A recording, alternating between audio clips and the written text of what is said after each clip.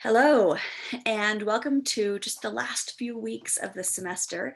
We are going to be covering next relationship education, and we will be looking this week at some couples relationship education, and next week we will be looking at kind of family parenting relationship education.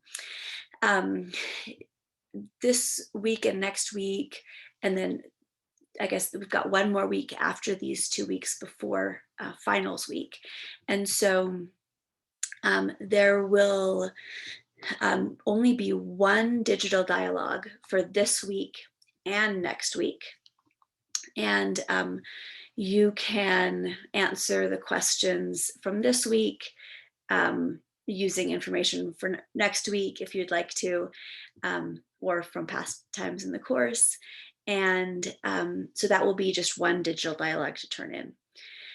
If you have questions, either about relationship education or about any of the papers that you're writing, please, by all means, attend the Friday lab or and we'll have one Friday lab for the next 2 weeks. Or you can always email me, and you guys are great at doing that. I love hearing from you guys when things are not clear. So feel free to reach out. All right. Okay, here we go. So, like I said, this week we'll be covering couples relationship, and the reading for one of these, couple care, which is kind of based in Australia, is actually mostly in next week, because next week we will be doing some couple care parenting also, which is just CCP. And so all the reading gets shifted there because then there is more reading for prep and pairs. Anyway, so if you have not yet read about couple care when you're watching this video, don't worry, that's expected. So relationship education, it can be a formal and specific education course like what we will be talking about, but we do a lot of relationship education in therapy that isn't necessarily a formalized course. It's just kind of ad hoc, impromptu as things come up.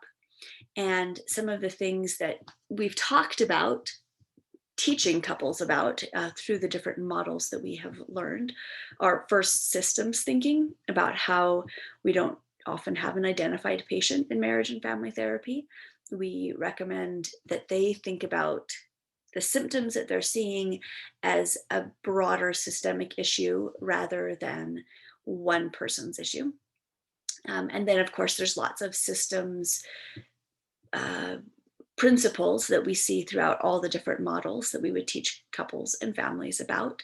And then another thing we talked about, physiology and physiological responding, what they can expect of themselves and of their partners and of their children in conflict, also physiologically what they might expect in sex.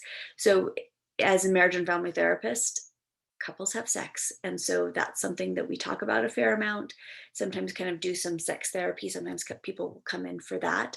But physiologically understanding what's going on there, how maybe cycles are different or responses are different, what's normal, kind of what the range of normal is, kind of some of that education can be really helpful as you're working with a couple. And then also a lot of times people who are in therapy have trauma. We've talked about that a little bit. And so having them understand what can be normal in terms of trauma, both how they are responding and how they might see their couple responding because of past trauma or because of a trauma that's happened recently. And that can be like relationship betrayal, but it could also be something like childhood abuse. It could be sexual assault or something like that that's happened in the family's past or in the couple's past, or in one individual's past rather. So having some ability to be informed about that and to educate couples as you go can be really helpful. Communication tactics, of course, we will be educating couples about that. Hourglass method, which is kind of like, so we didn't do Gottman's method in this class, but he talks about soft startup, which basically means how can I start a conversation in such a way that it is less likely for you to become defensive. So an hourglass, you start with something that's like nice, like I sure appreciated when you did this and this, or I like spending time with your family in this and this way, or something like that. Something that is kind of open, encompassing, broad, but helps people feel like you're being open with them and soft. And then you can get to the it really frustrated me, or I felt really sad, or I felt hurt when this and this happened, or I was really concerned when this happened with your family, something like that. That's the kind of the narrow point, the point of the hourglass. And then you open it back up. Um, I'm so glad that we can talk about this. I feel so safe talking about it with you, something like that. So that's the hourglass method. That's something that I teach couples. Also, the speaker listener method. I'm sure you guys have learned about that in your courses. Um, it kind of opens for validation, lets one person talk at a time, lets people know that they've been seen and heard and understood before the next person starts talking. And that can just create some safety. And even though it's not how people normally talk, and when I'm teaching it, people often say, this feels really uncomfortable. Yes, it does. And I will sometimes use the analogy of a gym, like going to couples therapy or going to family therapy is like going to the gym.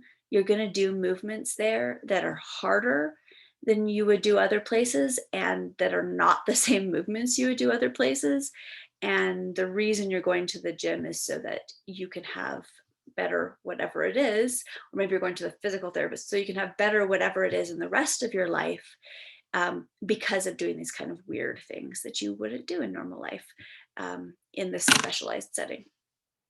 So validation then is another thing I educate couples about, how important it is if somebody goes to, takes a problem to their spouse. They don't necessarily need the problem to be solved. They want to feel safe. They want to feel seen and heard. And then when the person validates their experience, that helps them be in a safer state to use their full brain and be able to meet the challenge.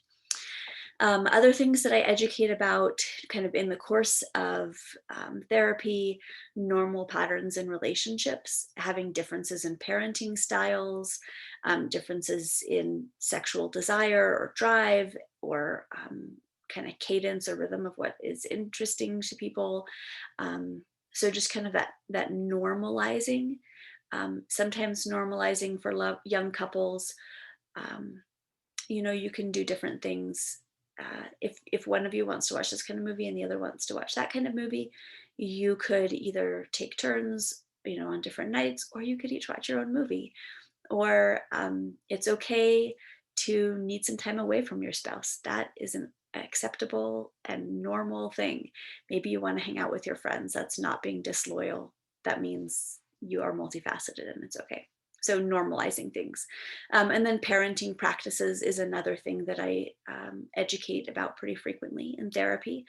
Um, and you all know, I'm sure, the authoritarian, authoritative, permissive parenting with like high and low control and high and low warmth.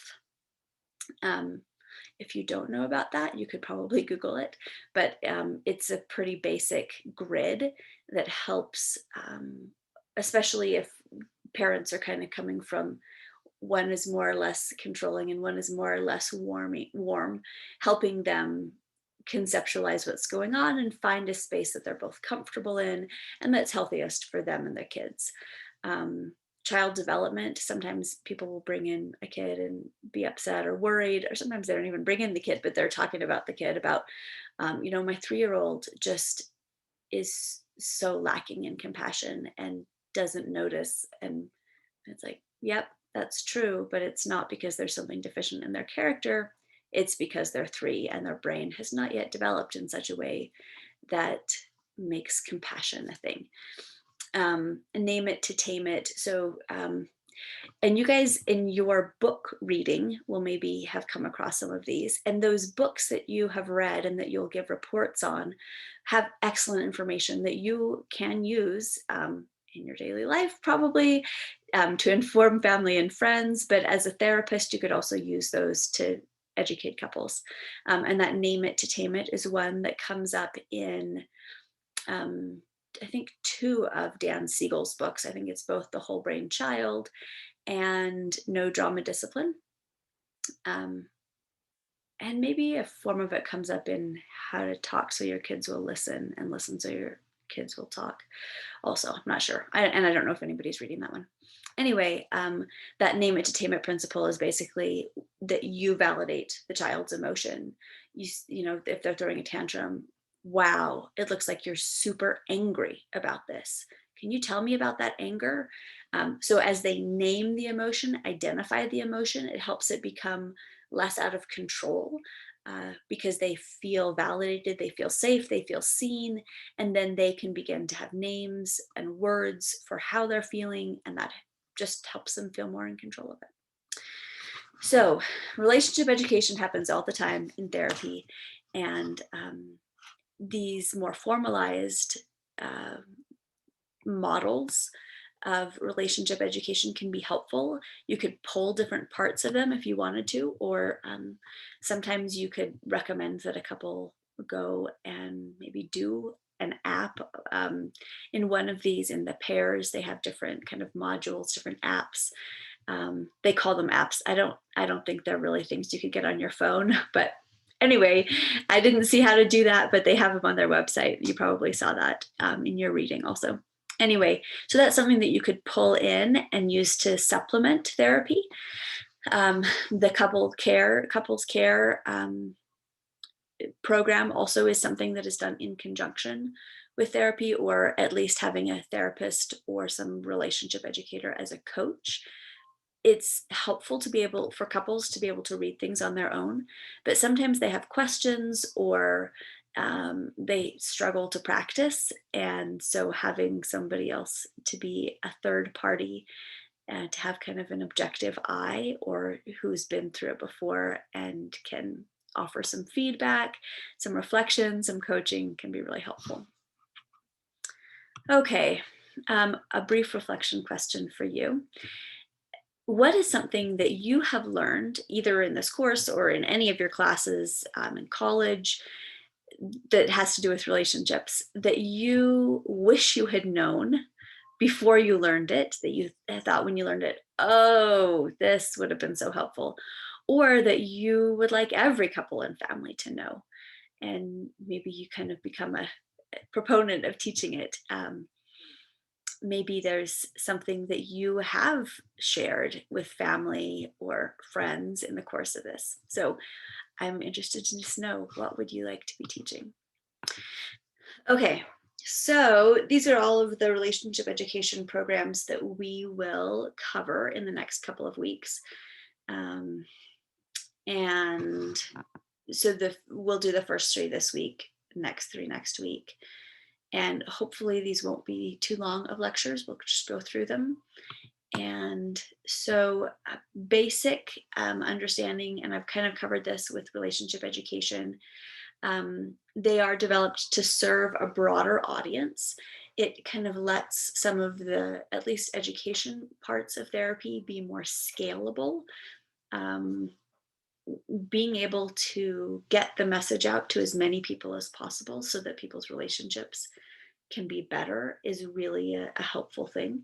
Usually, relationship education serves people who have mild to moderate distress, or also can serve people who feel like their relationship is good, but they just want to make sure it stays good, or they want to educate themselves about how to make it even better. So, relationship education is less effective if there is high levels of distress.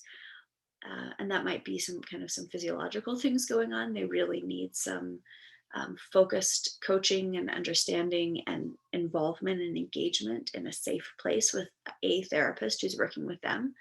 Um, Also, uh, the things that get covered in relationship education are kind of broad topics that typically apply to most couples.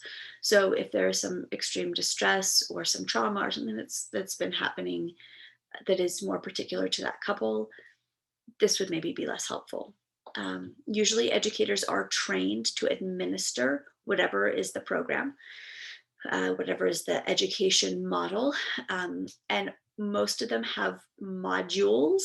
So, like little lessons, you could imagine chapters or units, and they have some of them have like a pre-planned structure. Um, with pairs, they have a whole schedule. We'll talk about that in a little bit. With prep, the instructor actually decides which modules to give depending on how much time they have. And then, like I said, they address common areas of relationship concern. Okay, prep. So PrEP, all of these are acronyms, and PrEP stands for Prevention and Relationship Enhancement Program. I think all of these acronyms were probably created to fit an acronym. But Dr. Howard Markman, who you see there at the top left, was the one who originally created PrEP. And then he was joined by Dr. Scott Stanley, who has a good relationship with BYU. He's actually come to BYU a number of times. Maybe you have met him. He developed e-PrEP, or electronic PrEP, for at-home and on-demand education with a group of students at BYU. And he's always happy because to do research with BYU students, because we really do care about families here. Then you see there at the bottom left some of the PrEP materials. I will show you my materials and I'll go through them. That's kind of just an overview, but I got trained by Dr. Stephen Duncan in getting to be a PrEP administrator, or a rather PrEP teacher, to administer PrEP. And so I've got some of those materials. And then Dr. Galena Rhodes has also joined Drs. Markman and Stanley. They're all at the University of Colorado, I believe. And they work on PrEP together. And it seems to be a good program. They've done a lot of research to show its efficacy, as you read. And there is probably a healthy business model here too, at least for them. So all of their materials get sold, and they you pay to get trained. So it's a good model. Also, speaking of that being a good model, some of you may not be interested long-term in doing therapy, but maybe you are interested in reaching out to the community and helping couples or families to have better relationships.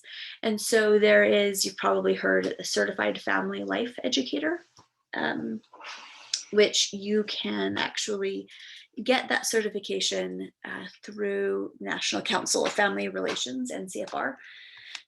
And there are opportunities like with extension programs through universities, but also you might pair up with like a school system or something like that to offer education to families. So that's another way to go. And I don't know if Dr. Duncan is going to keep training people with PrEP. I think he is retiring sometime soon, actually. But if you are a BYU student and you want to get trained with PrEP, you might reach out to him. And the School of Family Life usually offers scholarships so that you don't have to pay $200 to get trained. Anyway, so information about PrEP, you guys read about all of this. Their current iteration is PrEP 8. There's lots of different courses through PrEP. PrEP 8 is the couples relationship course, but there's a number of other ones also that can be for individuals, families, military, things like that. ePrEP, pardon me, I was going to sneeze, is the one I was talking about, where those modules can get delivered online. PrEP is administered by trained instructors. The lessons are picked out, usually, like I said, depending on how much time you've got. And it's usually taught in group settings. Of course, with ePrep, you can do it in your own home, but in group settings where there are maybe 10 to 20 couples. And so they go through the modules together, and there's activities. So there's some experiential learning, and sometimes if it's like a day-long course, they'll stop for lunch. You might pair it with something else. Anyway, yeah. So here are some of those other curricula that Prep offers. And these are for, like I said, couples, individuals, military fathers. They have some curriculum in Spanish. They have some that are particularly faith-based, so it kind of pulls in that spirituality element. So there's lots of good options. Administering Prep. Okay, so like I said, it's usually done in groups of 10 to 20 couples. You want to have not a tiny group because it's nice to have kind of a breadth of experience from the different couples. They'll talk and share, and it can be nice for couples to hear from each other about their experiences, helps normalize things. Okay, I am going to stop the share for a minute and show you some of my material. So this is the leader guide.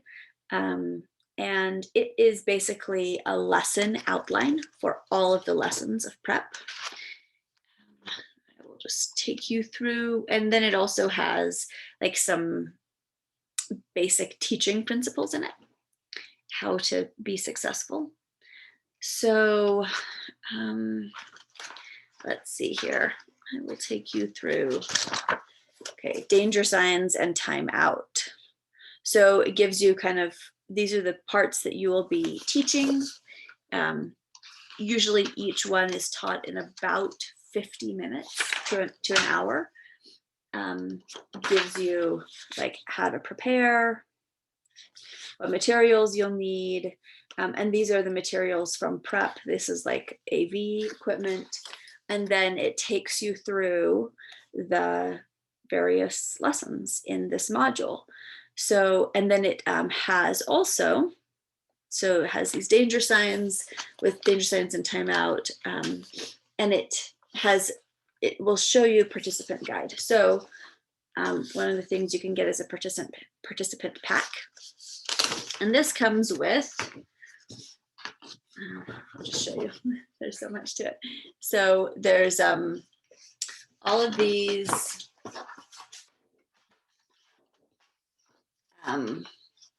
different, you can see, these are each of the different modules. So there's a different one for each participant, and you give the participants, and of course, for that business model, each one of these you have to pay for. But with danger signs and timeout, the participants can kind of follow along. You might recognize these if you've done any Gottman research. There are some of these that are kind of like 4 horsemen of the apocalypse. Anyway, so the participants follow along with these. And then also, let's see, I'm going to share one more.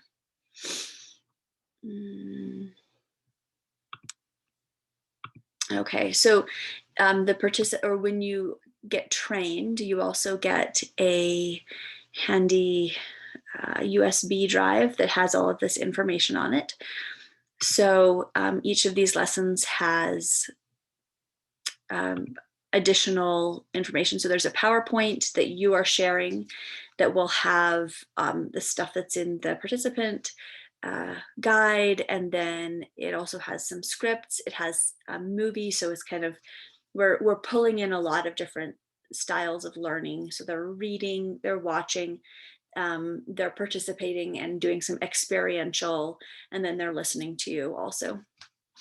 So you can see there's escalation, 4 signs reviewed, invalidation, negative interpretation, and withdrawal, and all of these are showing those so that the couple can learn.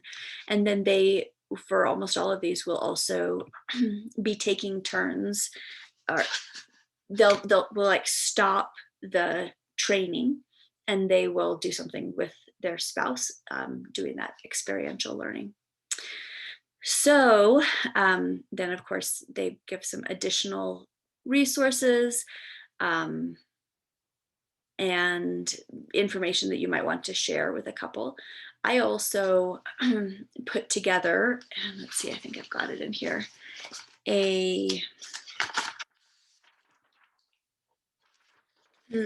just a one-page handout, front and back. I'm going to stop sharing this for a minute. Okay, so one-page handout, front and back. In case you get a couple that comes in and they seem to be having more more extreme distress. It's not just mild, or if they're happy or a little bit, moderate. You want couples who need resources to have access to resources. So this just shares some resources, and like kind of talks about things that they might need more help with. And then here are some resources like domestic violence. Where can you get more help? You have it right here. Anyway, so I offer that to couples also. And that way, if they need more help, they can get more help. In that, I don't know if you saw, but there are, you know what, I think this one is, I think that one's the one that Prep actually put together. And they have a domestic violence statement also, that basically says, if there is domestic violence, we're not recommending that you try to treat it with just some communication skills, but that you need more help. Okay, sorry guys, I'm looking to see if I've got more of those that I actually created. I am not seeing them. Okay, well, basically you can put together a list of local community resources. The one that I showed you had national resources, which is great. But for local community, I put on things like the Comprehensive Clinic because they offer really low cost therapy. And then things like Wasatch Mental Health and places that people can go if they need help but don't have the resources at that time to pay for couples therapy or don't have insurance. Okay. Let's see here. What else did I want to share with you about PrEP? Oh, so this is a sample. Oh, this is the training actually. You can also do, so this is when I got trained back in February of 2019. And then this was the workshop that we did, which was in March of 2019. We were going to do another one in March of 2020, but I bet you can guess what happened to that. Anyway, so basically when you put on one of these, you can decide which of these you feel like you're most interested in teaching, or maybe most appropriate to whatever is the group that you will be teaching. That depends on if you are teaching premarital, or if you're teaching established married, or if you're teaching a wide variety. So let's see here. I'm going to put that all away. Okay, so back to this lesson plan. There's the first, and then it gives, you can see some of my notes.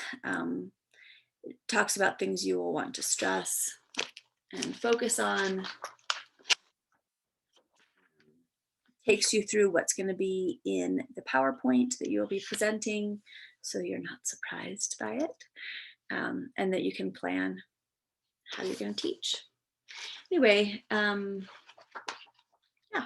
so that's what's in this leader guide. And that's kind of how prep goes. Now, okay, so now we're going to move on to PAIRS. PAIRS stands for the Practical Application of Intimate Relationship Skills. Another one of those fabulous acronyms that was maybe put together because the acronym was cool. So PAIRS was created by Dr. Lori Heyman Gordon. And it's like a 120-hour course originally. She started it back in 1983, worked with Virginia Satir in developing it. Virginia Satir's 5 freedoms, you can see there, are incorporated into this program. PAIRS is part of Purpose Built Families, which has some other curricula as well, and more website, and you saw those websites. And let's see here. These are offered, and you probably had, hopefully if you got to watch the video, there's like a 15 or 16-minute video that gave an idea, like an opening for what a PAIRS week or weekend might be like. I think now there's probably 120 hours worth of material if you wanted it, but they also can do it in a weekend, or they also have the option of, like I said, doing apps. So let's see here. This was, and maybe you saw this in your reading, but this would be, so this is just a retreat style. They offered in this, and what you're seeing here, they also offer personal coaching, which like e-prep and like couple care is another option. You can do it that way based on what you want and kind of from the comfort of your own home. It's also modular, and like I said, they do have apps. And so you can see here, they wouldn't cover everything that is in PAIRS, that's offered by PAIRS, all of the lessons, but they do cover as much as they can do in a couple of days. A couple of days because it's started on Friday evening, then all day Saturday, and then part of the day on Sunday. So this is from their website, some of the apps that they have.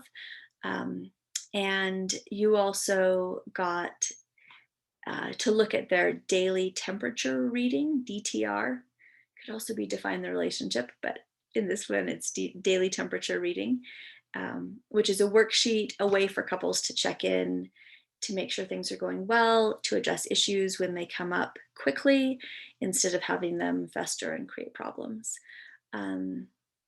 There's a lot more than these, and you can see them on the website if you didn't already. You see here, here's the PAIRS DTR, which is that daily temperature reading, so that your relationship can become more resilient. Again, this is going to be for couples who are happy or mild to moderate distress. Okay, last one. And I'm not going as much into either PAIRS or couple care because I just don't know as much about it, honestly. These are options that I think will be helpful for you to know about, but I haven't been trained in either PAIRS or couple care. So use them, incorporate them. You can have these as like a resource to refer clients to, or to refer friends or family to, or to use yourself. But we won't go super deep. Okay, couple care. This came out of Australia. I wish we had a video with someone speaking in an Australian accent. They're absolutely lovely. One of the people in my cohort, actually, or in my PhD program, is from Australia. Sam has a lovely Australian accent. It's absolutely fabulous. Anyway, so Kim Halford, that's how we're going to say it. That will be my extent of your getting Australian accent. Kim Halford is the one who developed this. He was a PhD in clinical psychology, attracted to couples and families, obviously. and the importance of family relationships. You can see some of his kind of CV here. This has been going for 30 years. He's written a lot of books and articles about couples relationships. Um, and this, like the others, you can do at home on demand. And then, like I said, with the couples, picking what they feel like will be most important and most helpful. There can be coaching, should be coaching really by a relationship educator or therapist. They have readings and videos. So you see over here on the far left is the couples guide, what that looks like. There's a video guide. They send like a DVD with a bunch of different videos in it to go with the learnings, the lessons. And then they have an educator's manual also. All right. So that's all we'll cover for this week.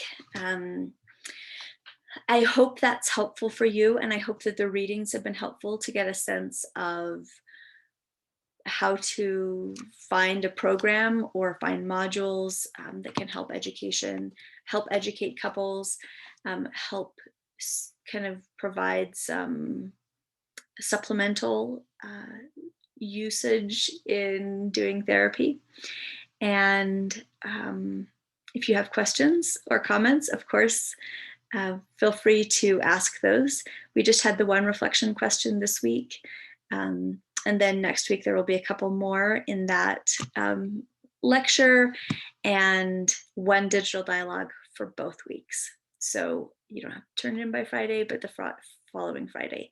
And then you'll also be working on I said a couple of papers, but I think it's one paper and then your book report. And then we will have our final coming up. You can look on the schedule. So it's a pleasure, and I will join you for more next week.